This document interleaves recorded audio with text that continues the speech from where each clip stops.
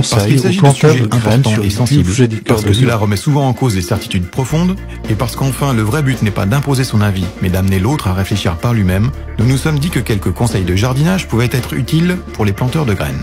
Premièrement, ne pas partir sans argument malgré l'envie légitime de sauver le monde. Ces sujets sont trop importants pour être traités à la légère. Si vous les abordez sans munition, vous risquez de vite perdre votre interlocuteur qui, en partant, vous laissera une étiquette très adhésive. Deuxièmement, ne pas lancer un sujet entre la poire et le fromage. Ces sujets sont trop importants pour être traités en 2 minutes. Ils nécessitent d'être argumentés. Mieux vaut laisser passer une occasion que l'on sait trop courte, plutôt que de ne pas avoir le temps d'argumenter ses propos. Le plus souvent, une graine mal plantée ne poussera pas ou mal.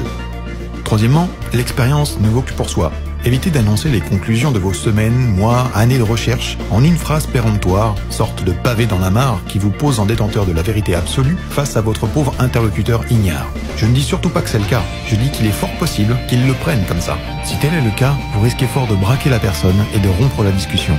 Le but n'est donc pas d'étaler sa science, mais de planter la graine du doute. Quatrièmement, étayez vos propos. Appuyez-vous sur la crédibilité d'autres personnes reconnues et difficilement attaquables. Imaginez un pont ou encore une mine que vous construiriez sans étayer au fur et à mesure.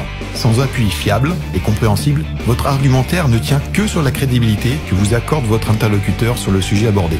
Le hic, c'est que beaucoup de domaines sont liés par le même problème de rentabilité, avidité, et il est donc courant de faire des rapprochements entre la finance, la politique, les guerres par exemple.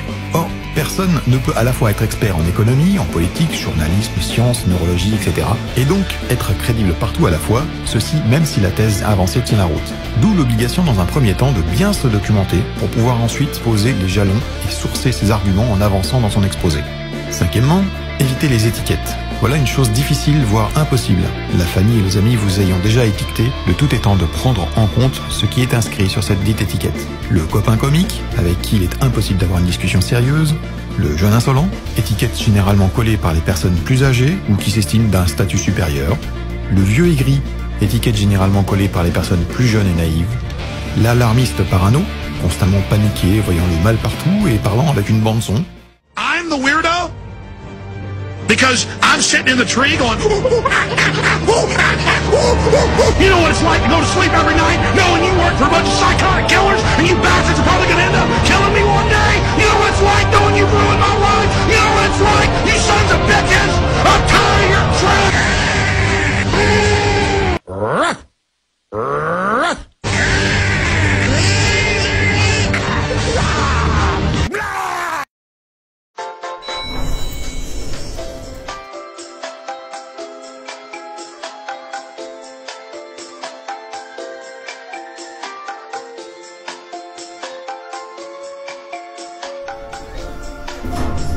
Connaître l'étiquette que notre interlocuteur nous a collée est très utile, voire indispensable pour établir une discussion constructive Non mais allô quoi. en évitant les sujets sur lesquels vous êtes fiché ou en les abordant de manière plus progressive.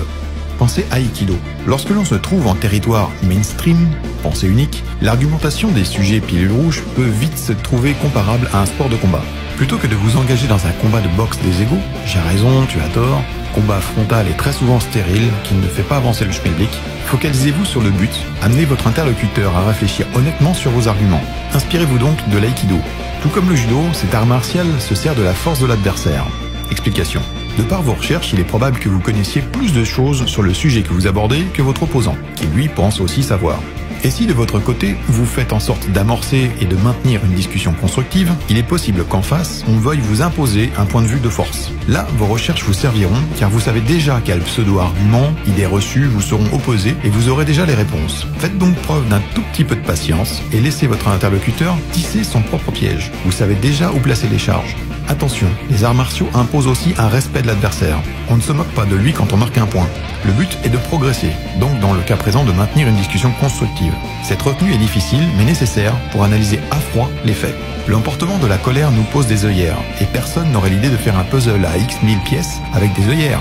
Pour un simple puzzle, on se rend vite compte qu'une vision panoramique est indispensable. Pourquoi donc autant de précautions oratoires? Petit A, pour éviter la critique ad hominem. Kesako, il s'agit de l'arme favorite des personnes ne souhaitant pas affronter un argument. Elle critique celui qui l'énonce. Procédé lâche, mais malheureusement efficace. Vous n'êtes pas économiste, donc vous n'y connaissez rien. Repensez à cette phrase de Gandhi. D'abord il vous ignore, puis il vous raille, ensuite il vous combatte, et enfin vous gagnez. La critique ad hominem est donc la phase 2. ridiculiser, diaboliser pour décrédibiliser. Petit b, pour éviter le point Godwin. Moment symbolique où la discussion devient impossible car votre interlocuteur, par un tas de pseudo-arguments de mauvaise foi et des reçus enchaînés et souvent tirés par les cheveux, vous explique que votre position est comparable à celle des nazis, donc indéfendable. Sous-entendu, pliez les gaules et rentrez chez vous flageller. Et enfin, petit c, parce qu'une graine ne pousse pas en tirant dessus. Il faut l'arroser, ni trop peu, et laisser germer. L'essentiel est de maintenir la discussion. Donc, bien garder en tête les quelques points énoncés ici. Dernier point, n'oubliez pas que ce que l'on dit peut déstabiliser, voire totalement bouleverser la vie d'une personne. Partant de là, on pourrait honnêtement se poser la question de est-il par exemple vraiment utile de stresser ou peiner votre grand-mère avec une réalité qu'elle n'aura pas le temps de changer? Elle, qui aura peut-être vécu des années dures, s'imagine probablement qu'aujourd'hui, tout cela est fini pour ses petits-enfants et baigne dans une douce pilule bleue, servie à point avec un brin de persil tous les jours à la grand-messe du 13 et 20 heures. Il n'y a pas de réponse unique et c'est à chacun de juger.